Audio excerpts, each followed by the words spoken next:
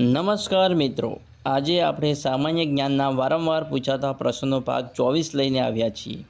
તો સમયનો બગાડ કર્યા વગર જોઈએ પ્રશ્ન નંબર 1.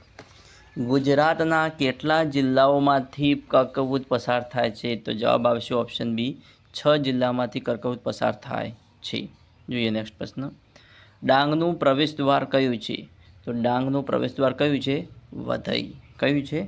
વધઈ એ ડાંગનું પ્રવેશદ્વાર છે. જોઈએ નેક્સ્ટ પ્રશ્ન. નીચેનામાંથી કઈ નદી કર્કવૃતને 2 વાર ઓળંગે છે? તો વિદ્યાર્થી મિત્રો આપણો જવાબ રહેશે ઓપ્શન ડી, મહી નદી કર્કવૃતને 2 વાર ઓળંગે છે. નેક્સ્ટ પ્રશ્ન. એશિયાનું સૌથી મોટું રાસાયણિક ખાતરનું કારખાનું ક્યાં આવેલું છે? એશિયાનું સૌથી મોટું રાસાયણિક ખાતરનું કારખાનું ક્યાં આવેલું છે? તો વિદ્યાર્થી મિત્રો આપણો જવાબ રહેશે ઓપ્શન ડી, બાજવા. કયો? બાજવા આપણો જવાબ રહેશે. નેક્સ્ટ પ્રશ્ન. અકબર સાથે કયું સ્થળ સંબંધિત છે? તો અકબર સાથે ફતેહપુર સિકરી સંબંધિત છે. અકબર સાથે કયું સ્થળ જોડાયેલું છે? ફતેહપુર સિકરી. જોઈએ નેક્સ્ટ પ્રશ્ન. ગિફ્ટ સિટીનું પૂર્ણ નામ આપો. ગિફ્ટ સિટીનું પૂર્ણ નામ આપો. તો ગિફ્ટ સિટીનું પૂર્ણ નામ રહેશે ગિફ્ટ એટલે કે Gujarat international finance tech city. GIFT એટલે કે Gujarat international finance tech city. જોઈએ નેક્સ્ટ પ્રશ્ન. પૂર્વ મુખ્યમંત્રી વિજય રૂપાણી દ્વારા મહાત્મા ગાંધીજી વિશેના કયા ગુજરાતી પુસ્તકનું વિમોચન કરવામાં આવ્યું? તો વિદ્યાર્થી મિત્રો આપણો જવાબ રહેશે ઓપ્શન બી, ગાંધી સંસારની શાશ્વત કળા. ગાંધી સંસારની શાશ્વત કળાનું વિમોચન કોણે કર્યું હતું? વિજયભાઈ રૂપાણીએ. જોઈએ નેક્સ્ટ પ્રશ્ન. લિયો ટોલ્સ્ટોયની કૃતિ વોર અને પીસનો ગુજરાતીમાં અનુવાદ કોણે કર્યો? તો વિદ્યાર્થી મિત્રો આપણો જવાબ આવશે ઓપ્શન એ, જયંતિ દલાલે કર્યો. લિયો ટોલ્સ્ટોયની કૃતિ વોર અને પીસનો ગુજરાતીમાં અનુવાદ કોણે કર્યો? જયંતિ દલાલે. વિદ્યાર્થી મિત્રો, જો તમને મારો વિડીયો પસંદ આવતો હોય તો મારા વિડીયોને લાઇક અને શેર કરવાનું ના ભૂલતા, અને જો મારા વિડીયોમાં નવા હોય તો મારી ચેનલને સબસ્ક્રાઈબ કરવાનું ના ભૂલતા. જોઈએ નેક્સ્ટ પ્રશ્ન. હડુલા સાહિત્ય પ્રકારના પિતા કોને ગણવામાં આવે છે? તો હડુલા સાહિત્ય પ્રકારના પિતા દલપતરામને ગણવામાં આવે છે. કોને? દલપતરામ. હડુલા સાહિત્ય પ્રકારના પિતા કોને ગણવામાં આવે છે? દલપતરામને. જોઈએ નેક્સ્ટ. છાયા તો વડલા જેવી, ભાવ તો નદના સમ, દેવોના ધામના જેવું, હૈયું જાણે હિમાલય. વિદ્યાર્થી મિત્રો અહીં છંદ ઓળખાવાનો છે. તો જોઈએ તો આપણને 8 અક્ષરના 4 ચરણ જોવા મળે છે. તો વિદ્યાર્થીમાં સ્પષ્ટ દેખાઈ રહ્યું છે કે 8 અક્ષરના 4 ચરણ જોવા મળતા હોય તો એ આપણો કયો છંદ બને? અનુષ્ટુપ છંદ બને. કયો છંદ બને? અનુષ્ટુપ છંદ બને. જુમો સવારમાં ફરવા નીકળ્યો, કર્મણી વાક્ય બનાવો. જુમો સવારમાં ફરવા નીકળ્યો, કર્મણી વાક્ય બનાવો. વિદ્યાર્થી મિત્રો જો વાક્ય વર્તમાનકાળ કે ભૂતકાળમાં હોય, જો વાક્ય વર્તમાનકાળ કે ભૂતકાળમાં હોય તો આય પ્રત્યે લાગે, અને ભવિષ્યકાળમાં હોય તો આશ પ્રત્યે લાગે. અહીંયા જોઈએ તો જુમો સવારમાં ફરવા નીકળ્યો એ ભૂતકાળમાં છે. શું છે? ભૂતકાળમાં છે. તો આપણો જવાબ થશે ઓપ્શન સી, જુમાથી સવારમાં ફરવા નીકળાયું, જે આપણું કર્મણી વાક્ય બનશે. જોઈએ નેક્સ્ટ પ્રશ્ન. તેમના પિતા તરણાથી નમ્ર વૈષ્ણવ હતા. તેમના પિતા તરણાથી નમ્ર વૈષ્ણવ હતા. વિદ્યાર્થી મિત્રો અહીં જોઈએ તો જે ભારવાચક નિપાતનો પ્રકાર છે પણ છે, આપણો જવાબ આવશે યે. તેમના પિતા તરણાથી નમ્ર વૈષ્ણવ હતા. નિપાત કયો આવશે? યે આવશે. જે નિપાતનો પ્રકાર પૂછવામાં આવે તો એ ભારવાચક નિપાત આવે. જોઈએ નેક્સ્ટ.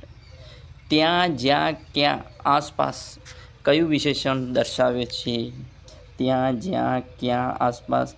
વિદ્યાર્થી મિત્રો અહીં જોઈએ તો અહીંયા સ્થળ દર્શાવે છે. આપણો જવાબ આવશે સ્થળવાચક. ઓપ્શન બી આપણો સાચો રહેશે.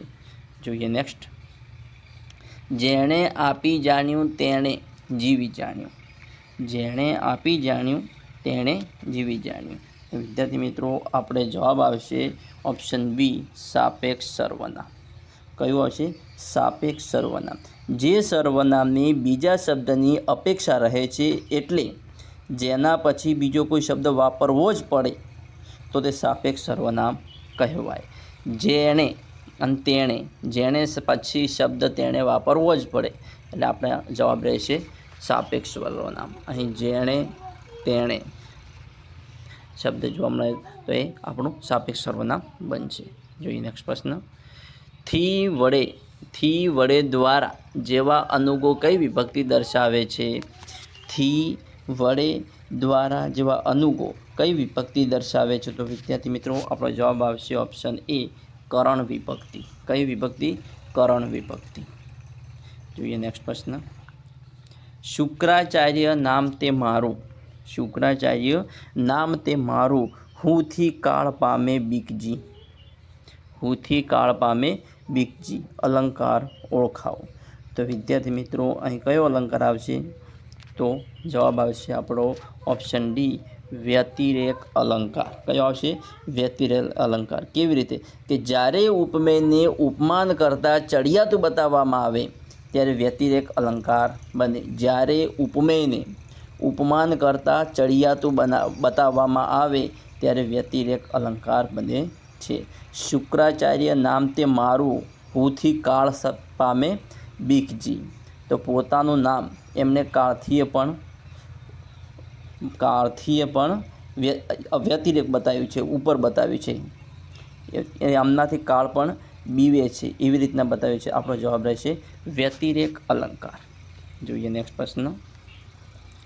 સંકૃત શબ્દનો સમાનાર્થી આપો.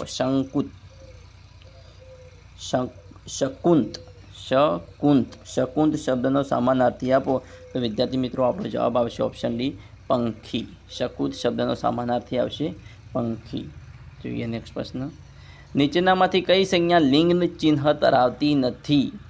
લિંગ ચિહ્ન ધરાવતી નથી. તો વિદ્યાર્થી મિત્રો આપણો જવાબ આવશે ઓપ્શન ડી, શિયાળ. શિયાળ લિંગ ચિહ્ન ધરાવતું નથી. શિયાળ લિંગ ચિહ્ન ધરાવતું નથી. જોઈએ નેક્સ્ટ પ્રશ્ન. ચરણ સ્પર્શ સમાસ ઓળખાવો. ચરણ સ્પર્શ સમાસ ઓળખાવો. તો વિદ્યાર્થી મિત્રો અહીં ચરણ સ્પર્શ એ જવાબ આવશે આપણો તત્પુરુષ સમાસ. જવાબ આવશે ચરણ સ્પર્શ સમાસ કયો છે? તત્પુરુષ સમાસ. કેવી રીતે? કે જે સમાસમાં પૂર્વપદ ઉત્તરપદ સાથે વિભક્તિના સંબંધથી જોડાયેલું હોય તો તેને તત્પુરુષ સમાસ કહે છે. ફરીથી સાંભળજો વિદ્યાર્થી મિત્રો. જે સમાસમાં પૂર્વપદ ઉત્તરપદ સાથે વિભક્તિના સંબંધથી જોડાયેલું હોય તો તેને તત્પુરુષ સમાસ કહે છે. અહીં જોઈએ તો પૂર્વપદ ઉત્તરપદ સાથે વિભક્તિના સંબંધથી જોડાયેલું છે, તો આપણો જવાબ રહેશે તત્પુરુષ સમાસ. જોઈએ નેક્સ્ટ પ્રશ્ન. અષાઢના ઘનગર્જન ઝીલ્યા રણજણતા ઉતંતે. આ પંક્તિમાં રવાનુકારી શબ્દ જણાવો. તો વિદ્યાર્થી મિત્રો આપણો જવાબ રહેશે રણજણતા. રવાનુકારી શબ્દ કયો રહેશે? રણજણતા. જોઈએ નેક્સ્ટ પ્રશ્ન. પ્રથમ દલિત નવલકથાનું નામ આપો. પ્રથમ દલિત નવલકથાનું નામ કયું છે? તો જવાબ આવશે ઓપ્શન સી, આંગળિયાત. જોઈએ નેક્સ્ટ પ્રશ્ન. પ્રેમાનંદ રચિત નળાખ્યાનનો મુખ્ય રસ જણાવો. પ્રેમાનંદ રચિત નળાખ્યાનનો મુખ્ય રસ જણાવો. તો વિદ્યાર્થી મિત્રો આપણો જવાબ આવશે ઓપ્શન એ, કરુણ. કયો રસ છે? કરુણ. જોઈએ નેક્સ્ટ પ્રશ્ન. બારી બહાર કૃતિ કોની છે? તો બારી બહાર કૃતિ કોની છે? તો વિદ્યાર્થી મિત્રો આપણો જવાબ છે પ્રહલાદ પારેખ. બારી બહાર કૃતિ કોની છે? પ્રહલાદ પારેખની. જોઈએ નેક્સ્ટ પ્રશ્ન.